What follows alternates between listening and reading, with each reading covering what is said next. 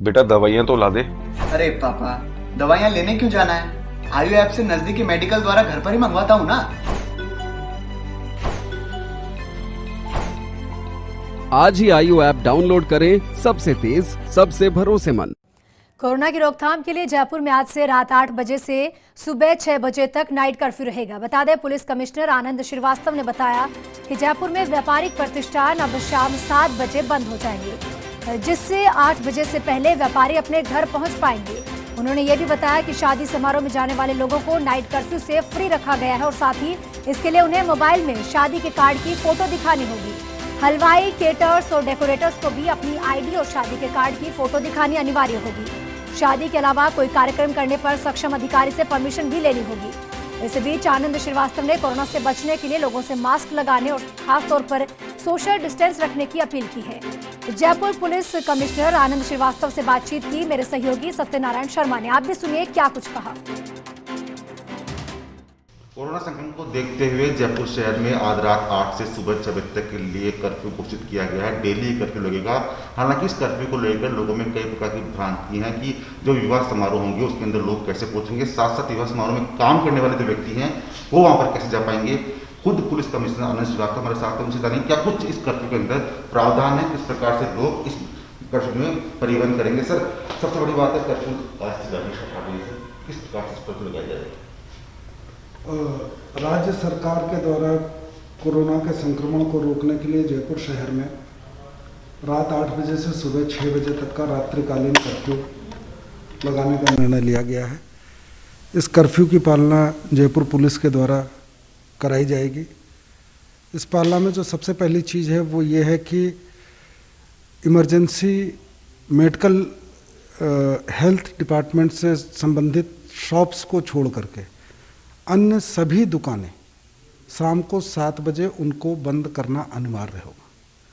तो जितनी भी प्रकार की दुकानें हैं, चाहे वो किसी भी चीज़ की दुकान हो, किसी भी मार्केट में हो, खाने पीने की चीज़ों की हो, रेस्टोरेंट हो, क्लब हो, पब हो, ग्रोसरी आइटम हो या अन्य किसी भी चीज़ की हो, मॉल में हो या अकेली दुकान हो, उन सारी दुकानों को 7 बजे बंद करना होगा ताकि वो दुकान के कर्मचारी 8 बजे तक अपने गंतव्य स्थल तक पहुँच जाएँ।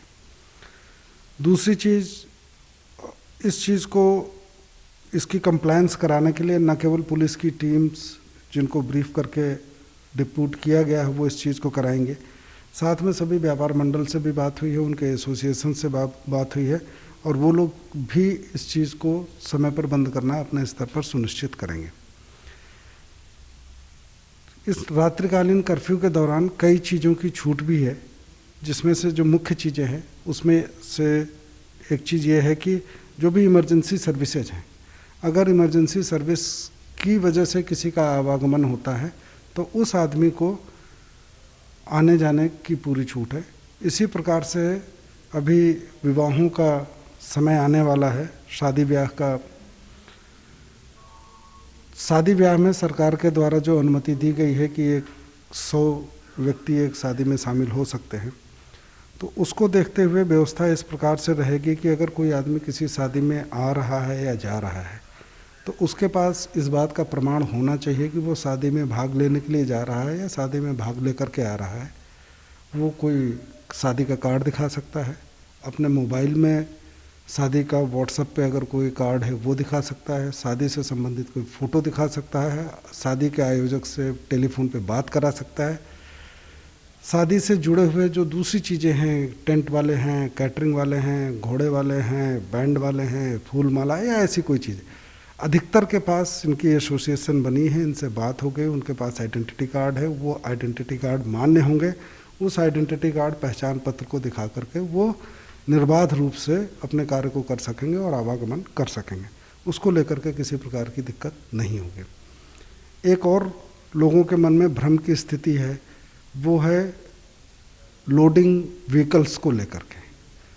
तो जितने भी लोडिंग व्हीकल्स हैं, जो गुड्स कैरियर हैं, छोटे से छोटा लोडिंग टेम्पो से लेकर के बड़ा से बड़ा, उसके आवागमन पर कर्फ्यू के दौरान भी किसी भी प्रकार का कोई रोक टोक या प्रतिबंध नहीं है, वो आसानी से जा सकें। एक अन्य विषय है उन लोगों का जो कि रेलवे स्टेशन या बस स्टैंड या एयरपोर्ट से कहीं की यात्रा कर रहे हैं, वो यात्रा के लिए जा सकते हैं, या railway station, bus stand, airport से अपने घर के लिए जाते समय भी रास्ते में उनको पुलिस द्वारा चेक किया जाएगा। उनके पास में अपनी यात्रा से संबंधित कोई भी प्रमाण अगर उपलब्ध है, कोई टिकट है, कोई बोर्डिंग पास है, तो उनको किसी भी प्रकार के अन्य पास या अनुमति की आवश्यकता नहीं है। वो भी निर्बाध रूप से शहर में कर्फ्यू के दौरान अपने गंतव्य स्थल तक यात्रा कर सकेंगे। सर, शादी के अलावा कई प्रोग्राम होते हैं, पारिवारिक प्रोग्राम होते हैं, उसमें अभी तक जो परमिशन ली गई थी, जिस प्रकार से लोगों ने कार्ड ही बांट दिए उसके, तो अब क्या कुछ उसमें चेंज बदलाव आएगा? अगर सक्षम प्राधिकारी के द्वारा अनुमति प्राप्त है तो उस अनुमति के अनुसार वो जो भी उसमें शर्तें लगाई गई हैं उस आयोजन को करने की, डिस्टेंसिंग को फॉलो करना है, नंबर्स रिस्ट्रिक्टेड हैं, उसके हिसाब से वो उस कार्यक्रम को कर सकते हैं और उनके आवागमन की इजाज़त होगी। Thank you sir. तो ये तो पुलिस कमिश्नर आनंद श्रीवास्तव सर जिन्होंने बताया कि कर्फ्यू में जो भ्रांतियाँ थी लोगों के मन में वो ना रखें, जिस प्रकार से पूरी गाइडलाइन है उसकी पालना करें, सुनिश्चित करें, जिससे कि पुलिस के द्वारा कम से कम आपको अपने गंतव्य स्थल तक पहुंचने के लिए किसी प्रकार की परेशानी का सामना ना करना पड़े। सहयोगी Satyanarayan Sharma, first India news, Jaipur. सच में डिजिटल बाल महीने में तुम अपने घर से ही शामिल हो सकते हो। बस अपने फोन से ही अपने मनपसंद काम की एंट्री भेजो और कैश प्राइजेस भी मिलेंगे, वो भी घर बैठे।